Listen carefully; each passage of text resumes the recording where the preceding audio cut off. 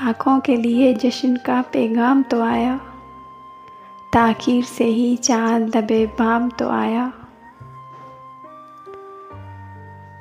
شیشے جاں کو میرے اتنی ندامت سے نہ دیکھ، جس سے ٹوٹا ہے یہ آئینہ وہ سنگ اور ہی تھا۔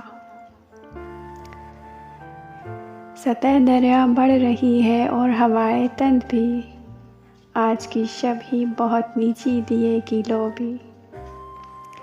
ایک اندیکھی خوشی رقصاں ہے برگ و بار میں، باغ ہستی میں میرے موسم ہے آبرو باد کا۔ وصال روح و نظر کے عجیب لمحے میں، ہر ایک زاویہ جسم و جاں روشن تھا۔ ذرا سی دیر کو بارش رکی تھی شاخوں پر، مزاج سوسن و سرد و سمن بدلنے لگا۔ زندگی کی دھوپ میں اس پر ایک چادر تو ہے، لاکھ دیواریں شکستہ ہوں پر اپنا گھر تو ہے۔